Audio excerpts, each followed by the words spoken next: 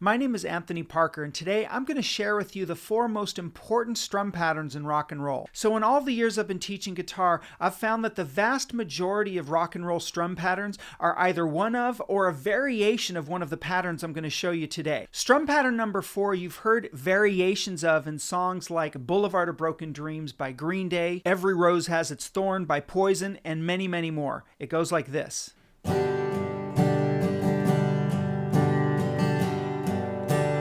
So let's break it down. 1, 2, 3, 4, and. Repeated, you've got 1, 2, 3, 4, and. 1, 2, 3, 4, and.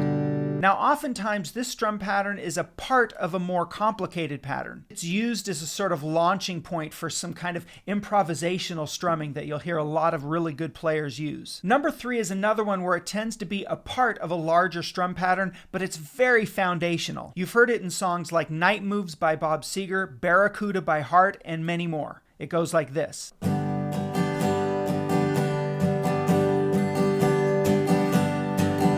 So broken down, it is 1, 2, 3, 4. 1, 2, 3, 4.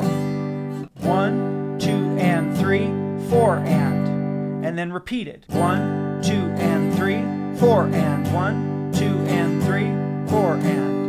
You can already hear the beginning of Night Moves if you listen closely. The next one is a fundamental folk strum pattern that I guarantee you'll recognize right away. It's used in songs like Janis Joplin's version of Me and Bobby McGee, 39 by Queen, Closer to Fine by the Indigo Girls, and many more.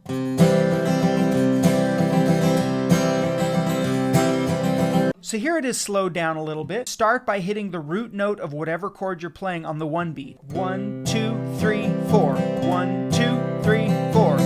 Now, coming in at number 1 is what I call the common strum pattern. You will find this pattern all over rock and roll in almost every genre. And if not exactly strum for strum, it'll be a variation of it. You've heard it in songs like Take It Easy by the Eagles, Have You Ever Seen the Rain by Creedence Clearwater Revival, and many, many more. And it goes like this.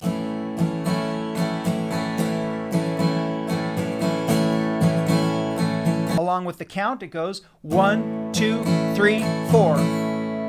1, 2, and 3, and 4, and. The more you listen to rock and roll, the more you're going to start to discover that pattern as well as the other 3 that I gave you. But let's talk about a really common combination strum pattern that takes strum pattern number 1 and strum pattern number 3 and puts them together like this.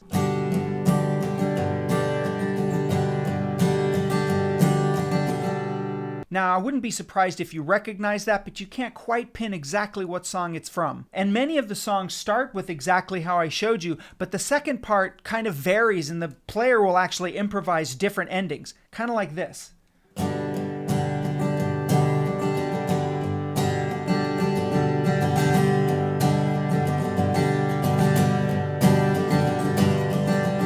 A lot of fun things you can do. So anyway, if you learn those 4 patterns, you'll find that it'll open the door up for hundreds of patterns in rock and roll. And if there's a strum pattern that I left out, please make sure you leave it in the comments. And as always, if you're not already, subscribe to my channel. I do a lot of short reels as well as some of these long form videos.